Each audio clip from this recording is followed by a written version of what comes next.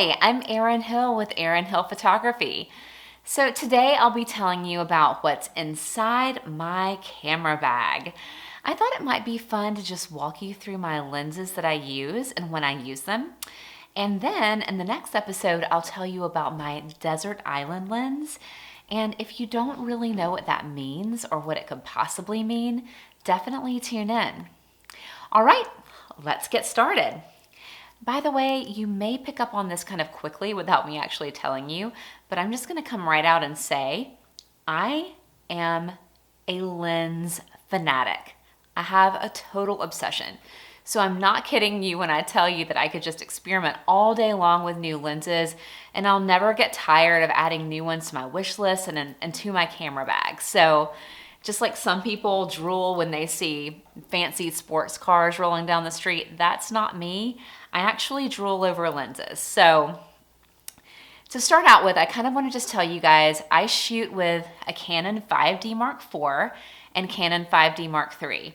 And I have an arsenal of both prime and zoom lenses that I use based on whatever subject and setting that I'm shooting. So first of all, does everybody understand what a zoom lens is? If not, it's pretty self-explanatory. A zoom lens basically allows you to zoom in and out from your subject without actually repositioning your body. On the other hand, a prime lens has a fixed focal length with a large aperture like f1.2 to f2.8. Fixed focal length means that you can't zoom. You have to physically move your camera or your body back and forth in order to reframe your subject.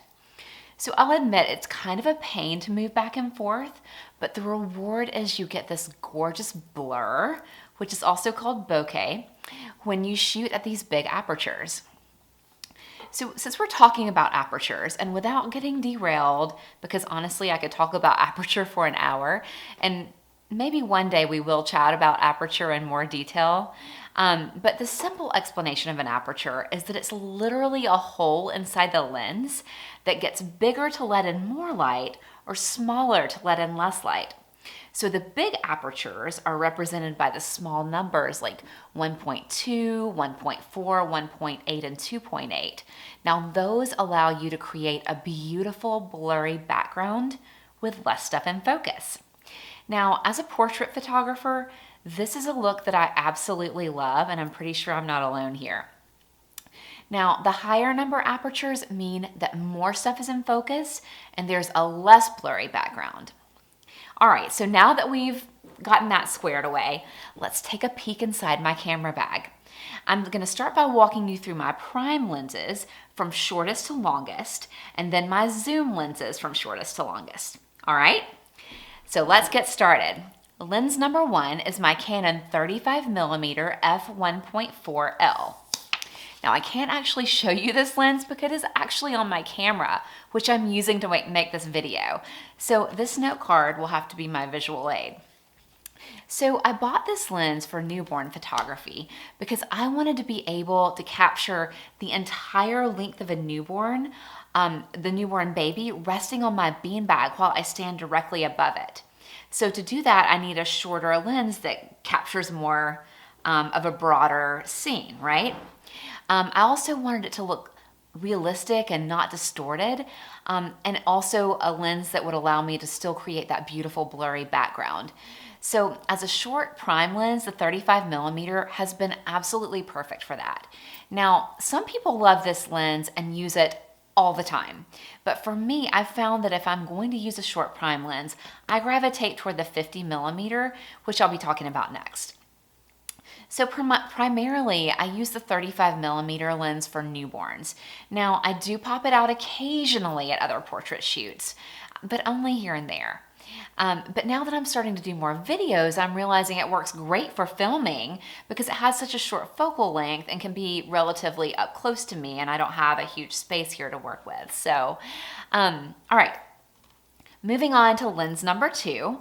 This is my Canon 50mm f1.2 L series lens.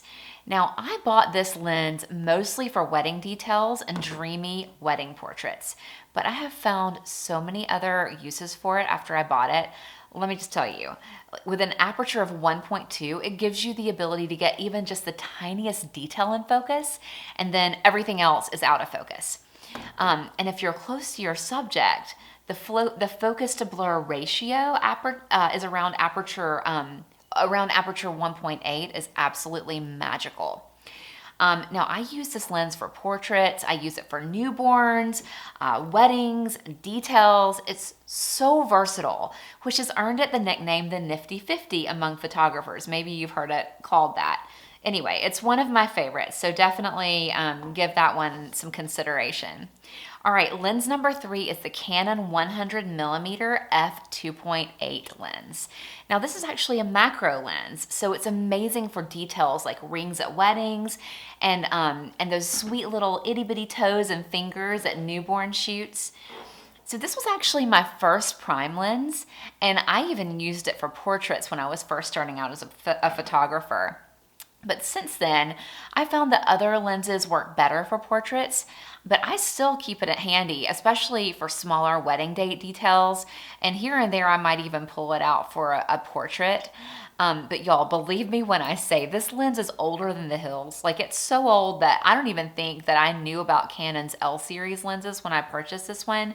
But I'm pretty obsessed with it as far as standard lenses go. It's really held up. And even though Canon has a fantastic L series macro lens with image stabilization now, and I will admit, it's a step up from this one.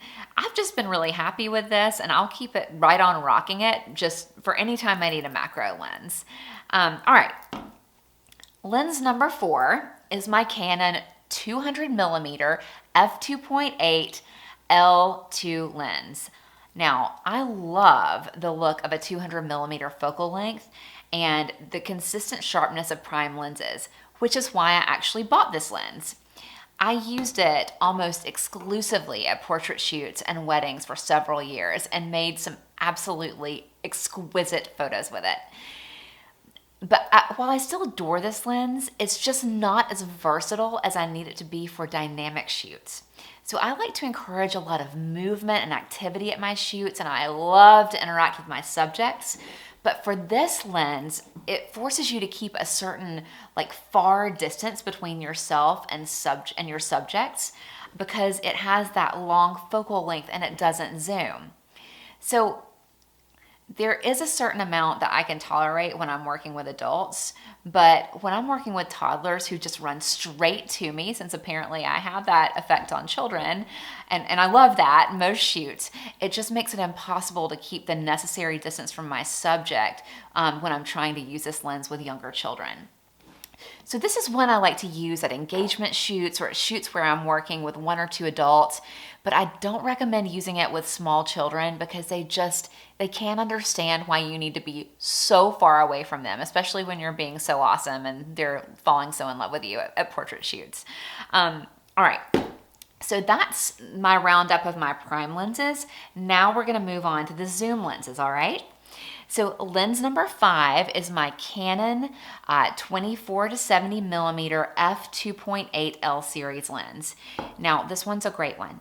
Some photographers use this 90% of the time, and I actually admit I used to be one of those photographers. Now, the great thing about it is that it zooms, so you don't have to physically move your body to recompose the way you do when you use a prime lens. Now, it's easy to use indoors and outdoors, and it's practical for large groups or just one person. What I don't love about it, and this is just a special, weird thing about the way, it's just my aesthetic, right? The blur is not as special as the blur you get with a longer focal length or with the large aperture prime lenses.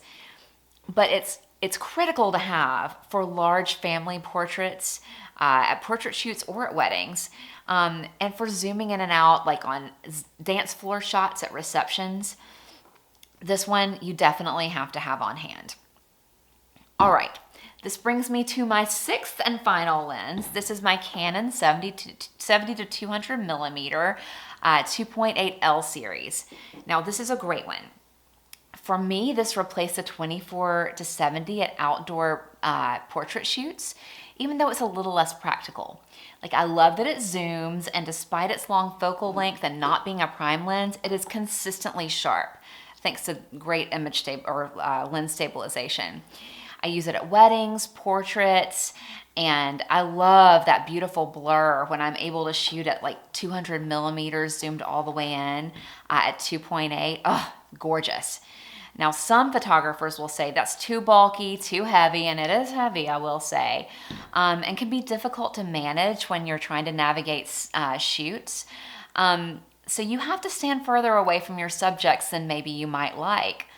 But for me, although all these issues do, I admit, create challenges, I've made peace with most of them and luckily have an arsenal of other lenses if these factors become too overwhelming. All right, so that is my 70-200. Thank you so much for joining me for a peek inside of my camera bag. And please be sure to join me next week as I dive deep and tell you all about my desert island lens. If you've enjoyed what you heard from me today, please click subscribe on the red subscribe button so that you won't miss my weekly videos.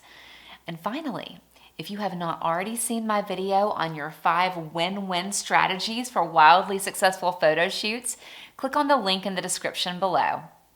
All right, thanks so much and have a great day.